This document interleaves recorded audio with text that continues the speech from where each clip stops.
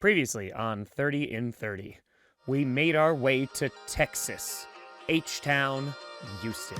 We reunited with Pastor, toured the stadium, and I even got myself a cowboy hat.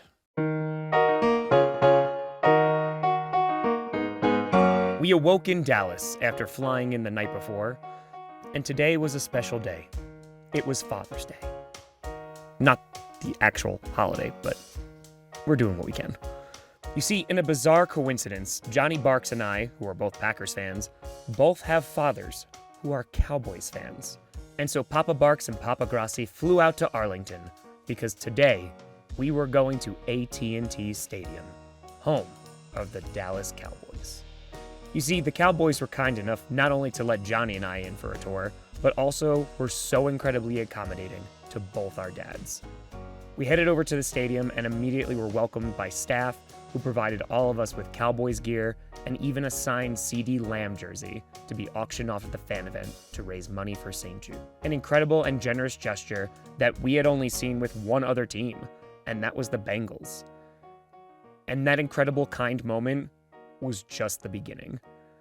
Their stadium, just wow.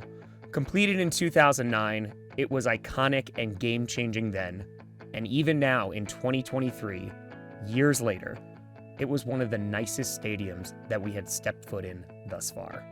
The tour itself was incredible. We went into the Cowboys locker room, suites, and even Jerry Jones's personal box, the Perch. While walking around, it was hard not to notice the artwork or even the room that displayed all the major events that had occurred here. College games, WrestleMania, and it's no surprise that they will be hosting a 2026 World Cup game. Because to see a game or an event here is an experience. I will admit that while the stadium was beautiful, my attention was also pulled elsewhere. It was focused on Johnny with his dad, an Iraq veteran who had never been to the stadium. Watching them walk together and experience that was something I couldn't help capture, whether it made this video or it was just something for the both of them to look back on in the future. Papa Grossi also had not been to AT&T Stadium. He had visited Texas Stadium years ago, which was in Irving, Texas. You could see him in a bunch of shots with his phone out because, of course, he had to record it too. It was when everyone was walking out to take a look at the field, which was currently not in place, that I had a rare moment to just stop and reflect.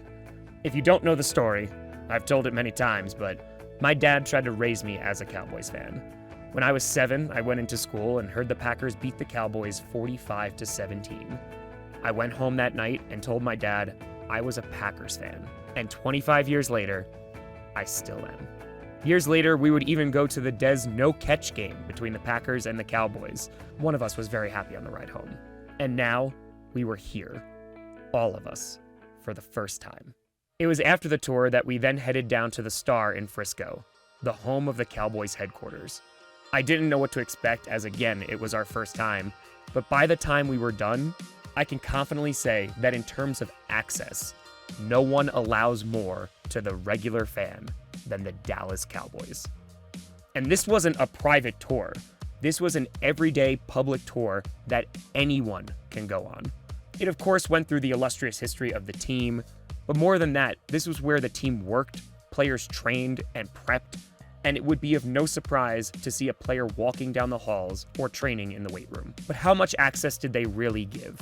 Well, they even let you in the draft room. That's right, one of the most secretive places for almost every single NFL team, the one you see on draft night. They let you right in. The Cowboys even run a sweepstakes where lucky winners can visit the draft room on draft night, 3 hours before the big event. We went on practice fields, which even featured very narrow field goal posts at the request of former kicker Dan Bailey. We went to meeting rooms, saw podcast studios, and of course, saw Lombardi trophies and all their Super Bowl rings. Even as a Packers fan, I was in awe about how fan-friendly and open this facility was. When I commented about it, I was told that Jerry Jones designed this place not for sponsors or corporations, but for fans. And the Cowboys, they meant it. They even let me host the fan event right on the field outside their headquarters. And it was shortly after that the rain happened. And then the thunder. And then the lightning.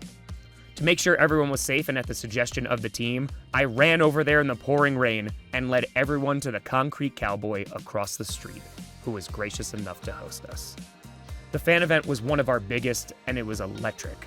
Papa Grossi got to witness not only his second fan event, but one that featured fans of his own team. And yes, many people wanted to take pictures with him. We were there for hours, and we had a chance to also talk with fans about what this team meant to them, and how they were eager to return to their winning ways of the past. I mean, living in Dallas, like, we live and breathe football, you know? It's like part of our culture, identity, especially like with how the Cowboys have been doing the past, like, you know, so many years. In my lifetime, like, I want to win the Super Bowl. Obviously, you know, we'll see if that happens. But I mean, yeah, with how the city treats its team and the highs and the lows, it's just like you see like how it is, not just in Dallas, but like the whole country. We auctioned off the CeeDee Lamb jersey, which raised a few $1,000s for St. Jude. And of course, before we left, we returned to the field as I had to show Dallas why I was wide receiver 1.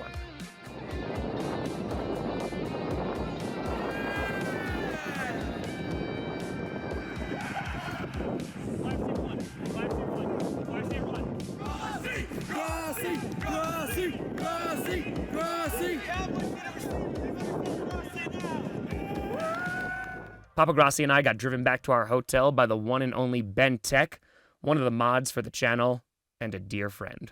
So a big shout out to him. We made it back to the hotel, and Johnny and I quickly agreed that this was one of the best days of this trip. And the Cowboys, yeah, they went above and beyond to not only give us a great experience, but to give one to our dads as well. I am so incredibly grateful to the Cowboys for that, and I will never forget their kindness. Papa Grossi crashed in our hotel room as we finished the video for the night. We would wake up at 4 a.m. the next day to catch a flight to Kansas City, because, according to almost every dad on the planet, you gotta get to the airport early. But it was when I decided to go for a walk around midnight that I just sat with the day. We were getting closer to the end of this trip. We had experienced so much in such little time, and today was a day to remember. But here we were on day 23, and I said this back in Indianapolis, but I usually don't stop and look back on things. But here in Arlington, I didn't just reflect on the day, I reflected on everything. From becoming a Packers fan to starting this channel and eventually leaving teaching, a profession I loved, to chase this crazy, crazy dream. There was fear, doubt, and concern. Leaving a full-time job, something I went to college and grad school for, something safe. Papa Grossi voiced many of those concerns. But on June 25th, 2021, I took the leap. And now, on June 21st, nearly 2 years later, because of something I built, I got to bring my father to Texas to see where his favorite team played. And it was in that moment I allowed myself to feel something that honestly I often avoid. I felt pride. On this trip, I've gone through lots of changes. Not just more gray hair or bigger bags under my eyes, but this really felt like the culmination of 8 years of work. And it is truly the happiest I have ever been. And so, while in the shadow of that beautiful stadium for just a little while, I was proud of myself. Johnny and I had the opportunity to bring our dads to this special place that day. And while we were near the Lombardi trophies, my thoughts were also with someone else, our friend and Cowboys superfan, Scooter Magruder. And while Johnny and I didn't follow in our father's footsteps and become Cowboys fans, the reason that Scooter is a Cowboys fan today is because of the wonderful man that I was fortunate enough to interact with, a loving husband and great man, Scooter's dad, Charles Magruder Jr.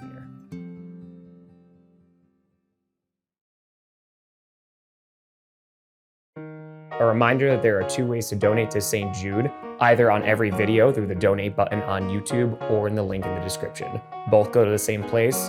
I appreciate you all.